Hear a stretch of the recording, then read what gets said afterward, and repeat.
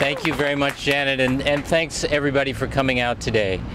It's interesting that Janet said that today I'm making it official. I think filing a budget is official, and in every budget we have filed, I think, in the last 2 terms, we have asked the legislature to extend the bottle bill.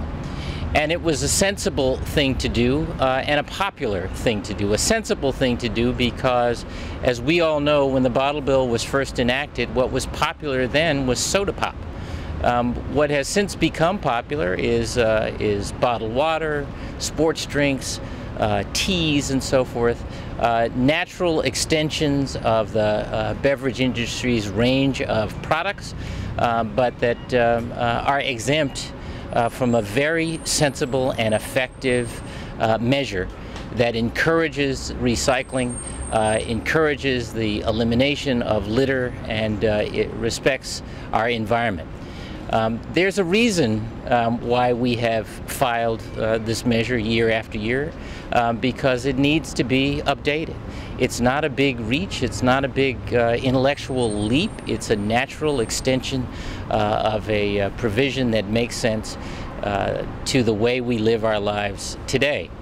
And it turns out it's popular.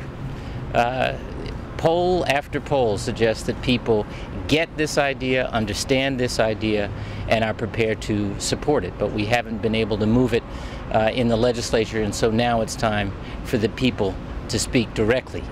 I have to tell a story that has something to do with my wanting to be a part of this ballot initiative.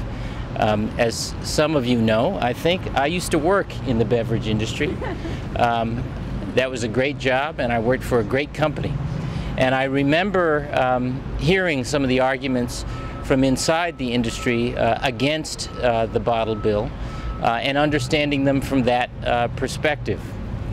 You can imagine my surprise when, after we filed the bottle bill the first or second time, one of my former colleagues from the industry, not from the company I worked in, but from the industry, called me and he said, "Governor," he said, "why in the world are you doing this?" And I said, "Because it makes sense." And he says, "You realize you're going to lose." And I said, "Well, why do you say that?" He said, "Because we have more money than you do." I'm all done, and we all ought to be all done with money determining the outcome of public policy. This is about people taking responsibility for the stewardship of their own communities and their own environment. And it turns out to be practically sensible as well, because it saves cities and towns money.